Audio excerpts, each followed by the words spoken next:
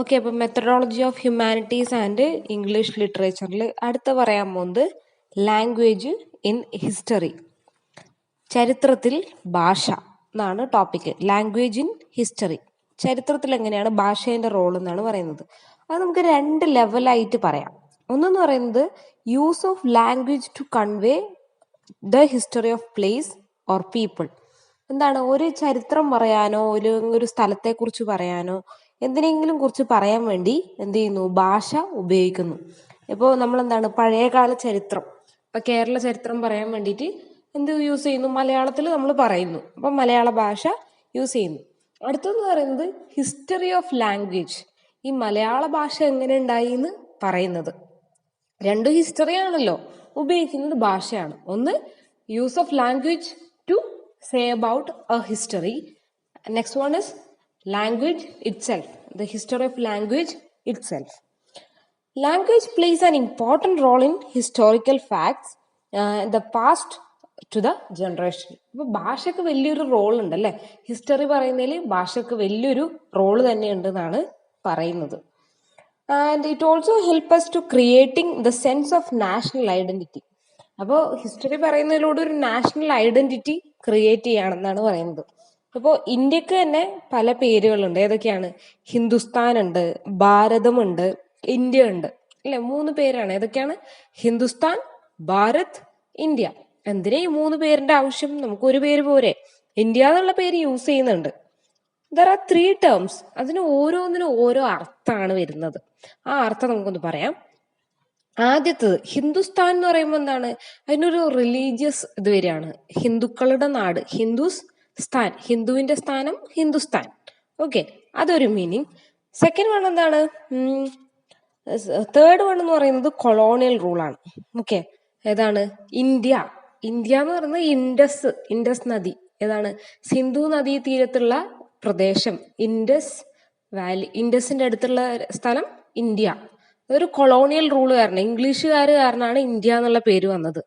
Second one ഭാരതം എന്നുള്ളത് എന്താണ്, അതിന് പ്രത്യേകിച്ച് ഒരു മീനിങ് ഇല്ല, ഒരു നാഷണലിസം ആണ്. നമുക്കെന്താണ്, ഒരു ഫീലിംഗ് ആണ് വരിക, ന്യൂട്രൽ ആണ്. അതിൽ ഒരു എന്താണ്, മറ്റൊരാൾ തന്ന പേരും ഇല്ല, അതുപോലെ ഒരു റിലീജിയനെ കുറിച്ചും പറയുന്നില്ല. ഭാരതം എന്ന് പറയുമ്പോൾ നമുക്കൊരു അഭിമാനമാണ് അല്ലെ, അതാണ് ഇവിടെ ഉദ്ദേശിക്കുന്നത്. So, the evolution of any language is closely related to the historical identity of a nation, people that uses the language. അപ്പോൾ ഏതൊരു ഭാഷയുടെയും എന്താണ് പറയാ, ഡെവലപ്മെന്റ് ഇല്ലെങ്കിൽ എന്താണ് ഹിസ്റ്ററി ആയിട്ടുള്ള ബന്ധം എന്ന് പറയുന്നത് എന്താണ്, ആ ഭാഷയിലൂടെയാണ് പുറത്തു വരുന്നത്. ഇവിടെ ഒരു എക്സാമ്പിൾ നോക്കൂ. The poet Michael Drayton efforts to visualise the beauty of English landscape through his poem in the early centuries of English nationalism. The grammar books often try to codify the rules of a particular language, hence it becomes a mean of instruction. അതായത് എന്തൊരു കാര്യത്തിൽ നമ്മൾ ഭാഷ use ചെയ്യുന്നുണ്ട് അല്ലെ. Language എന്ന് പറയുന്നത് history പറയാനും സയൻസ് പറയാനും നമ്മുടെ ചരിത്രം പറയാനൊക്കെ ഉപയോഗിക്കുന്നുണ്ട്. അപ്പൊ ഭാഷക്ക് അതിൻ്റെതായ ഒരു റോളുണ്ട്.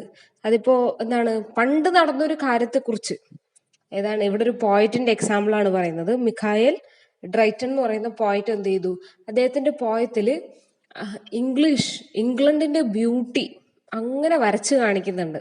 മനസ്സിലായല്ലോ. അപ്പൊ അതെന്താണ്, ഭാഷയിലൂടെയാണത് പുറത്തു വന്നത് അല്ലെ. വർഷങ്ങൾക്ക് ശേഷം അത് അങ്ങനെ തന്നെ നിൽക്കുന്നുണ്ട്. ഇപ്പൊ ഗ്രാമർ എന്താണ്, റൂൾസ് ഓഫ് ലാംഗ്വേജ് ഉണ്ടാക്കിയിട്ടുണ്ട്. അത് ആ ബുക്കിലൂടെയാണ് അടുത്ത ജനറേഷൻ തിരിച്ചറിയുന്നത്. ഇല്ലെങ്കിൽ ആ റൂൾസ് ആരെങ്കിലും അറിയുമോ? ഇല്ല. അപ്പൊ ഭാഷക്ക് ഭാഷയുടേതായ ഒരു റോള് നിർവഹിക്കാൻ ഉണ്ട്. In this manner, language and culture become formalized in any community, but in many communities, multiple language existed through it may be formalized as case with the Latin and Sanskrit. The Latin and Sanskrit were formalized languages of elite. It is the vernacular language which gained prominence as the use of by the layman. The invention of newspapers and print in European Renaissance and Gandhiji's writing in newspapers helped in creating a national identity and raised consciousness of people about issues related social injustice, nationalism and political independence. അതായത് പണ്ട് കാലത്ത് Latin ഭാഷ, Greek ഭാഷ, സംസ്കൃതം ഇതൊക്കെ നോബിൾ ക്ലാസിന്റെ, അതായത് high ക്ലാസിന്റെ ഭാഷയായിട്ട് കരുതിയിരുന്നു. അതായത് സംസ്കൃതം എന്നുള്ള ഭാഷ ഇന്ത്യയിൽ വളരെ കുറച്ച്, ഇന്നും വളരെ കുറച്ച് പേർക്ക് മാത്രമേ അറിയുള്ളൂ. ടോട്ടൽ പോപ്പുലേഷന്റെ ചെറിയൊരു ശതമാനമേ അറിയുള്ളൂ. ഇപ്പോഴും സംസ്കൃതം എന്ന് പറയുന്നത് എന്തോ ഒരു ഹൈ കാസ്റ്റിനുള്ള നോബിൾ പ്രൊഫഷനിലുള്ള ആൾക്കാർക്ക് മാത്രം, ഇപ്പോൾ എന്താണ് ബ്രാഹ്മണ, കിങ് അതുപോലെയുള്ള ആൾക്കാർക്ക് മാത്രമേ ഉപയോഗിക്കാൻ പാടുള്ളൂ എന്നുള്ളൊരു എന്താണ് അങ്ങനെ ഒരു രീതി പണ്ടുണ്ടായിരുന്നു. അതുകൊണ്ട് തന്നെ ആളുകൾ എന്ത് ചെയ്തു, അവരുടേതായ രീതിയിലുള്ള വെർണാക്കുലർ ലാംഗ്വേജസ്, അതായത് ഓർഡിനറി പേഴ്സൺസ് ലാംഗ്വേജ് ആണ്. ഇപ്പൊ ഞാനും നിങ്ങളും സംസാരിക്കുന്നത് ഓർഡിനറി മെൻസ് ലാംഗ്വേജ് ആണ്. അതേസമയം ഒരു കിങ് സംസാരിക്കുകയാണെങ്കിൽ എന്ത് സംഭവിക്കും, അത് റിസീവ്ഡ് പ്രൊനൗൺസിയേഷൻ ആയിട്ട് മാറും. അതായത് ഇപ്പോൾ ഇംഗ്ലീഷ് ഭാഷ പണ്ടൊരു എന്താണ് വലിയൊരു ഭാഷയായിട്ടൊന്നും ആയിരുന്നില്ല ഉണ്ടായിരുന്നത്.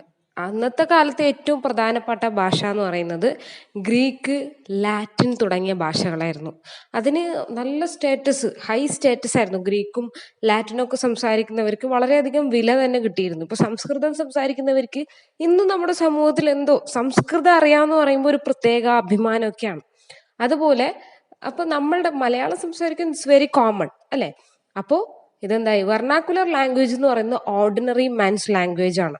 ഓക്കെ, അതിനാണ് വെർണാക്കുലർ ലാംഗ്വേജ് എന്ന് പറയുന്നത്. ഓക്കെ, ഇതാണ് അവിടെ ഉദ്ദേശിക്കുന്നത്. അപ്പൊ ഭാഷക്ക് ഒരുപാട് റോളുണ്ട്. ഭാഷയാണ് എന്ത് തീരുമാനിക്കുന്നത്. നമ്മൾ നല്ല രീതിയിൽ സംസാരിക്കുകയാണെങ്കിൽ നമുക്ക് അതിനനുസരിച്ചുള്ള എന്താണ് അഭിമാനവും കാര്യങ്ങളൊക്കെ കിട്ടും. നമ്മളെ എല്ലാവരും റെസ്പെക്ട് ചെയ്യും. അതേസമയം നമ്മൾ എന്താണ് വളരെ അത്ര ഗ്രാമറൊന്നും ശരിയില്ലാണ്ട് നല്ല വൃത്തിയായി സംസാരിക്കാതിരിക്കുമ്പോൾ എന്ത് സംഭവിക്കും, അതിനെ വെർണാക്കുലർ ലാംഗ്വേജ് ഇല്ലെങ്കിൽ ഒരു മോശപ്പെട്ട ഭാഷയായിട്ട് ചിത്രീകരിക്കപ്പെടും. പക്ഷെ ശരിക്കും മോശം നല്ലതെന്നുള്ള ഒരു കൺസെപ്റ്റ് ഭാഷയ്ക്കില്ല. മാത്രമല്ല പിന്നീട് എന്തുണ്ടായി, നവോത്ഥാനം, യൂറോപ്യൻ റെനൈസൻസിന്റെ കാലത്തൊക്കെ ആളുകൾ എഴുത്തും വായനയൊക്കെ പഠിക്കാൻ തുടങ്ങി. അവരുടേതായ വെർണാക്കുലർ ലാംഗ്വേജസിൽ റൈറ്റിങ്സ് ഒക്കെ വരാൻ തുടങ്ങി. അപ്പോഴാണ് ആളുകൾ എന്ത് മനസ്സിലാക്കുന്നത്, ഈ ഇൻജസ്റ്റിസും സോഷ്യൽ ഇഷ്യൂസും തുടങ്ങിയ കാര്യങ്ങളൊക്കെ മനസ്സിലാക്കാൻ തുടങ്ങുന്നത്. നാഷണലിസം എന്നുള്ള കൺസെപ്റ്റ്. ഇപ്പോൾ കൊളോണിയലിസം എന്തായിരുന്നു, കോളനിവൽക്കരണം, ഇന്ത്യനെ കീഴടക്കി അല്ലെ, ബ്രിട്ടീഷുകാർ കീഴടക്കി. പക്ഷെ ഇന്ത്യക്കാർക്ക് അറിയില്ലായിരുന്നു ശരിക്കും എന്താ അവിടെ സംഭവിക്കുന്നതെന്ന്. എപ്പോഴും ഇവര് നമ്മളെ ചൂഷണം ചെയ്യുന്നു, എക്സ്പ്ലോയിറ്റ് ചെയ്യുന്നു, എന്താ സംഭവിക്കുന്നതെന്ന് അവർക്ക് അറിഞ്ഞിരുന്നില്ല. ഗാന്ധി വന്നു, ഗാന്ധി ചെയ്തു ആളുകൾക്ക് എഡ്യൂക്കേഷൻ, അവരെ വായിക്കാനും പഠിപ്പിക്കാനും ഒക്കെ ശ്രമിച്ചു. അതുവഴി എന്ത് ഉണ്ടായി, ആളുകൾക്ക് മനസ്സിലായി ഞങ്ങളോട് കാണിക്കുന്നത് എക്സ്പ്ലോയിറ്റേഷൻ ആണ്, ക്രൂരതയാണ്. അപ്പൊ ഞങ്ങൾ ഇതിൽ നിന്നും വരണം, പുറത്തു വരണം, ഇന്ത്യ എന്നുള്ളൊരു ബോധം വരണം എന്ന് ആളുകൾക്ക് മനസ്സിലായി. അടുത്തത് language in relation to class, caste, race, gender. അപ്പൊ ഹിസ്റ്ററിയിൽ ഭാഷയുടെ റോളാണ് നമ്മൾ പറഞ്ഞത് അല്ലെ. ചരിത്രത്തിൽ ഭാഷയ്ക്ക് വലിയ പ്രാധാന്യമുണ്ട്. എങ്ങനെയൊക്കെയാണ്, ഭാഷ പഠിച്ചതിലൂടെയാണ് ആളുകൾക്ക് ഓരോന്നും തിരിച്ചറിയാൻ പറ്റിയത്. ഭാഷയിലൂടെയാണ് നമ്മൾ പല ചരിത്രങ്ങളും മനസ്സിലാക്കി അല്ലെ. പണ്ടത്തെ ആൾക്കാർ ബുക്കുകളൊന്നും എഴുതിയില്ലായിരുന്നെങ്കിൽ നമുക്ക് അന്നത്തെ കാലത്തെ കുറിച്ച് അറിയാൻ പറ്റുമായിരുന്നോ? ഇല്ല. നമ്മളുടെ ചരിത്രങ്ങൾ, മഹാഭാരതമൊക്കെ എഴുതിയത് കൊണ്ട് അന്നുണ്ടായിരുന്ന സിസ്റ്റം നമുക്ക് മനസ്സിലായി അല്ലെ. അപ്പോൾ ഓരോ റൈറ്റിങ്ങും ഹിസ്റ്ററിയിൽ എഴുതി വെച്ചത് കൊണ്ടാണ് ആ ഭാഷക്ക് അതിൻ്റെതായ ഒരു വലിയ റോള് വഹിക്കാനുണ്ടെന്ന് മനസ്സിലായി. അടുത്തത് ഭാഷ നമ്മുടെ ക്ലാസ്, കാസ്റ്റ്, റേസ്, ജെൻഡറിൽ എങ്ങനെയാണ് ഇൻഫ്ലുവൻസ് ചെയ്യുന്നത് നോക്കാം. Language designates us, distinguishes from others, gives us an identity. It is represented in everyday life as it influences social relationship, and because the social identities are created through language. ഞാൻ എൻ്റെതായ രീതിയിലുള്ള ഭാഷ സംസാരിക്കുന്നു, നിങ്ങൾ നിങ്ങളുടേതായ ഭാഷ സംസാരിക്കുന്നു. ഇപ്പൊ ഒരു മലയാളി സംസാരിക്കുന്നു, തമിഴുള്ള സംസാരിക്കുന്ന ഒരാളുണ്ട്, അതുപോലെ അറബി സംസാരിക്കുന്നുണ്ട് ഒരാളുണ്ട് എന്ന് വിചാരിക്കാം. അപ്പൊ ഈ മൂന്ന് ഭാഷക്കും മൂന്ന് സംസ്കാരമാണ് അല്ലെ. മൂന്ന് സംസ്കാരമാണ്, മൂന്ന് എന്താണ് സോഷ്യൽ റിലേഷൻഷിപ്പാണ്, മൂന്ന് സൊസൈറ്റിയാണ് അല്ലെ. അപ്പൊ അവർക്ക് അവരുടേതായ കൾച്ചർ ഉണ്ടാവും. ഇപ്പൊ മലയാളികളുടെ കൾച്ചർ അല്ല ഒരു കന്നഡക്കാരനുണ്ടാവുക. ആ ഭാഷയിലൂടെ അവരുടെ കൾച്ചർ നമുക്ക് മനസ്സിലാക്കാൻ വേണ്ടി പറ്റും. അപ്പൊ നമ്മുടെ ഐഡന്റിറ്റി ക്രിയേറ്റ് ചെയ്യുന്നത്, നമ്മൾ ആരാണെന്ന് ക്രിയേറ്റ് ചെയ്യുന്ന എന്താണ്, ഭാഷയാണ്. നിങ്ങളൊരു മലയാളി എന്ന് അറിയപ്പെടുന്നുണ്ടെങ്കിൽ അത് കാരണം എന്താണ്, മലയാളം സംസാരിക്കുന്നതുകൊണ്ടാണ്. ഇപ്പൊ നിങ്ങൾ കന്നഡ സംസാരിക്കുന്ന ആളാണെങ്കിൽ നിങ്ങൾ എന്ത് പറയും, കന്നഡികൻ എന്ന് പറയും അല്ലെ. അങ്ങനെ ഓരോന്നിനും ഓരോ ഐഡന്റിറ്റി ഭാഷ ഉണ്ടാക്കി തരുന്നുണ്ടെന്നാണ് ഇവിടെ പറയുന്നത്. In the way in which youth, a word like chill shows the word that is an identity of categories called youth, and it is shared by them, and everyone belonging to that group is familiar with meaning of them. So the language has power in deeply connected to the material and concrete realities. അതായത് നിങ്ങളിപ്പോൾ യൂത്താണ് അല്ലേ, ഒരു 18-നും 25-നും ഇടയിലുള്ള പ്രായമുള്ള കുട്ടികളാണെന്ന് വിചാരിച്ചു. നിങ്ങൾ ഉപയോഗിക്കുന്ന വാക്കുകൾ പലതും നിങ്ങളുടെ പേരൻസ് ഉപയോഗിക്കില്ല, നിങ്ങളെക്കാളും ചെറിയ കുട്ടികളും ഉപയോഗിക്കില്ല. ഇപ്പൊ ചിൽ, അടിപൊളി, യോ, ഫാഷൻ, ഇങ്ങനെ എന്താണ് ചിൽ ബ്രോ, ഇങ്ങനെയുള്ള വാക്കുകളൊന്നും ആരും യൂസ് ചെയ്യില്ല. കുറച്ചും കൂടി മുതിർന്ന ആൾക്കാർ യൂസ് ചെയ്യില്ല അല്ലെ. അപ്പൊ അത് നിങ്ങളുടെ മാത്രം ആ ഒരു ഏജിന്റെ മാത്രം വാക്കാണ് അല്ലെ. അപ്പൊ അതെന്താണ്, നിങ്ങൾക്കൊരു ഐഡന്റിറ്റി തരികയാണ്, നിങ്ങൾ ഈ പ്രായത്തിലുള്ള ആളാണെന്ന് ഒരു ഐഡന്റിറ്റി തരികയാണ്. അതുപോലെ നിങ്ങൾ എന്ത് ചെയ്യുന്നു, നമസ്കാരം പറയുന്നു, അസ്സലാമു അലൈക്കും പറയുന്നു. അതെന്താണ്, നിങ്ങളുടെ റിലീജിയൻ ഏതാണെന്ന് ഭാഷയിലൂടെ റിഫ്ലക്ട് ചെയ്യാണ് അല്ലെ. അപ്പൊ ഭാഷക്ക് ഒരു പവർ ഉണ്ട്. എന്തിനുള്ള പവർ? നിങ്ങളുടെ ഐഡന്റിറ്റി മറ്റുള്ളവർക്ക് മനസ്സിലാക്കാനുള്ള പവറാണ്. ഓക്കെ, നിങ്ങളൊരു ചീത്ത വിളിക്കുന്ന മനുഷ്യന് ആണെന്ന് വിചാരിക്കുക. അപ്പൊ നിങ്ങളെ കുറിച്ച് മറ്റുള്ളവർക്ക് മനസ്സിലായി ആ ആൾക്ക് വെറും മോശപ്പെട്ട സ്വഭാവമാണുള്ളതെന്ന് മനസ്സിലായി. കാരണം എന്താണ്, നിങ്ങൾ ചീത്ത വിളിക്കുന്നതിലൂടെ എന്താ മനസ്സിലാവുന്നത്, നിങ്ങളുടെ ആ ഒരു എന്താണ് ക്യാരക്ടർ അങ്ങനെയാണ്, നിങ്ങളുടെ ഐഡന്റിറ്റി അങ്ങനെയാണെന്ന് ആളുകൾക്ക് മനസ്സിലാവും. So language creates identity.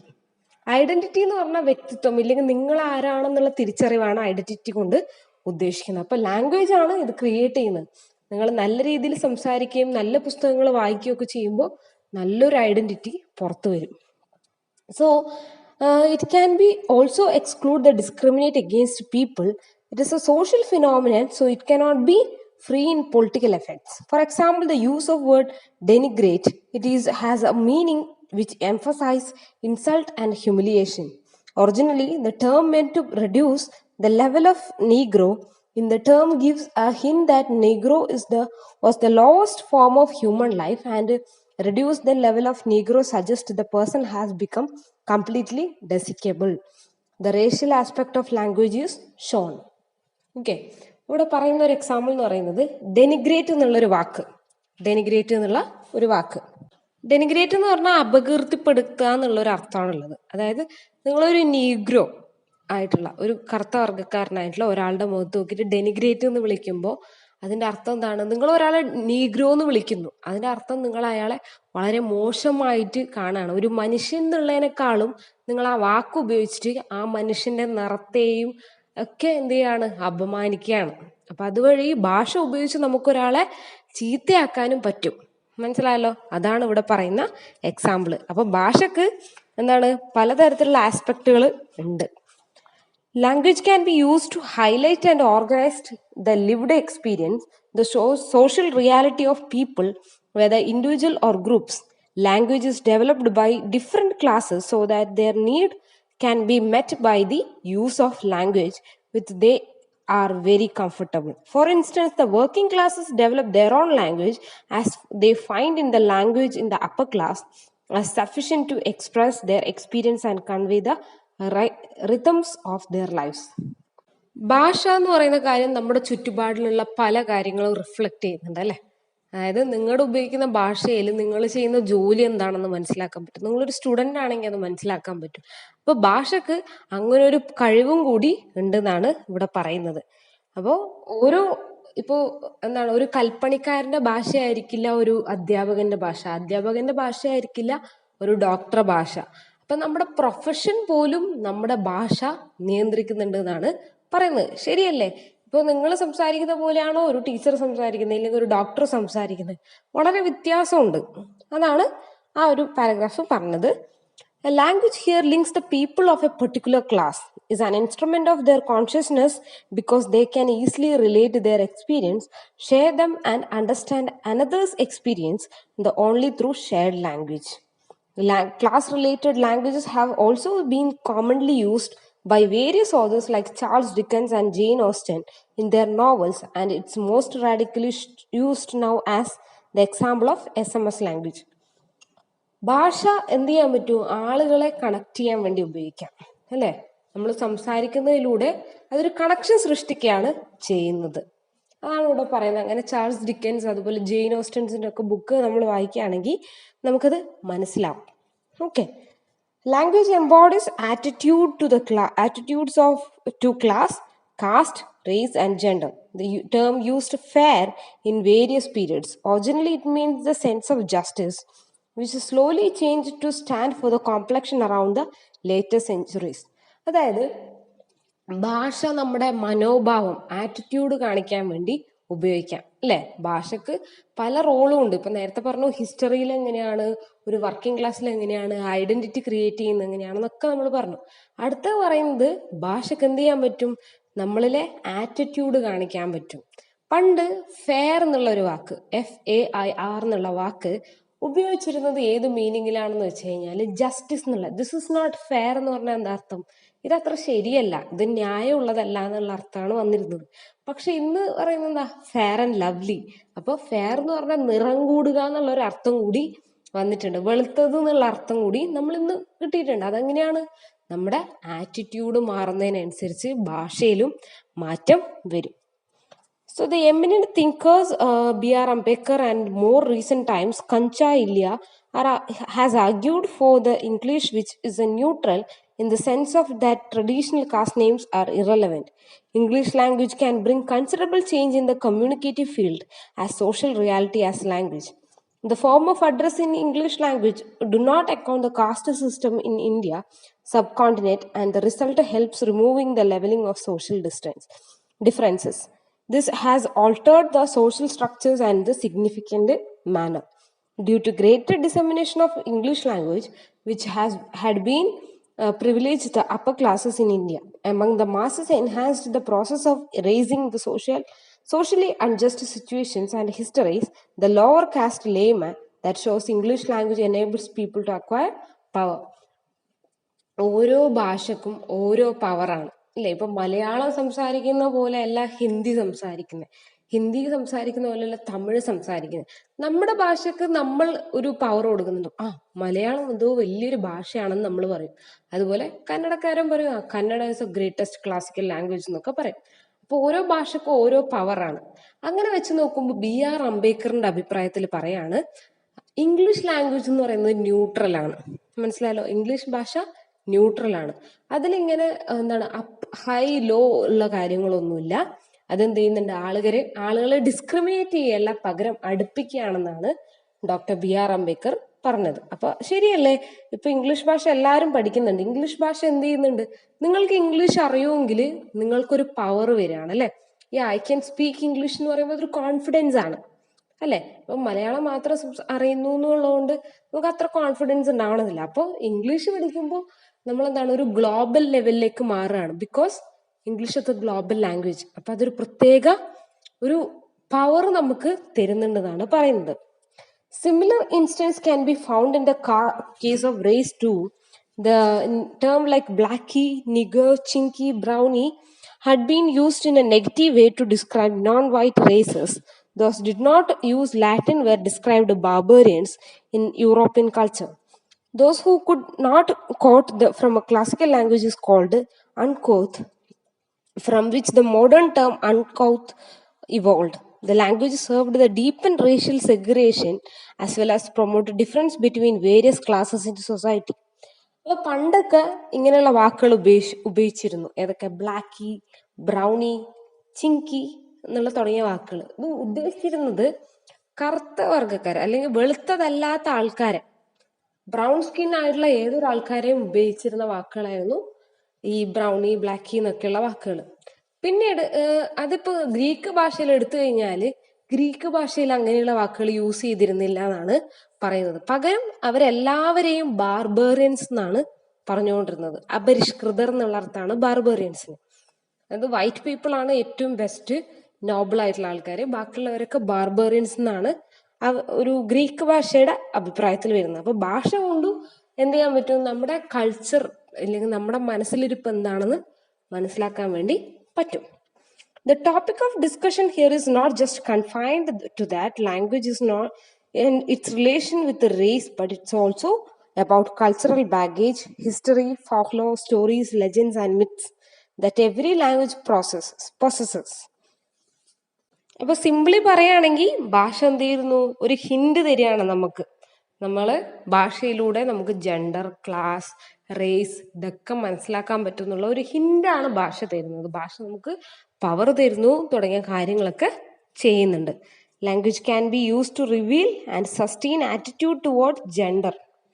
Okay, through the usage of certain words, the hint of language giving more importance to gender in a sophisticated manner.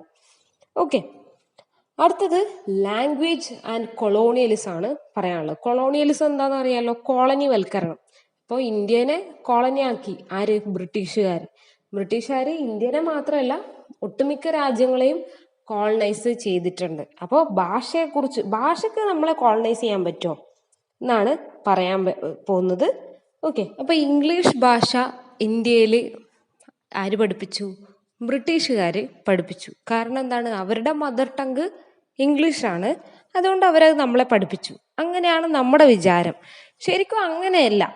ഈ ഭാഷയെ ഒരു ടൂളായിട്ട് യൂസ് ചെയ്യായിരുന്നു ബ്രിട്ടീഷുകാർ. കാരണം ഇംഗ്ലീഷ് ഭാഷ പഠിപ്പിക്കുന്നതിലൂടെ നമ്മളെ സിവിലൈസ് ചെയ്യാന്ന് അവർ വിചാരിച്ചു. ഒപ്പം തന്നെ എന്താണ്? നമ്മളെ കോളനൈസ് ചെയ്യാനും അവർ വിചാരിച്ചു. കാരണം എന്താണ്? ഭാഷ പഠിച്ചു കഴിഞ്ഞാൽ എന്താവും? ഓട്ടോമാറ്റിക്കലി അവർക്ക് പറഞ്ഞാൽ മനസ്സിലാവും. അതുവഴി ഇവരെ കൂടുതലായിട്ട് കീഴടക്കാമെന്ന് ബ്രിട്ടീഷുകാർ വിചാരിച്ചു. So English language is got introduced in India not as a language only.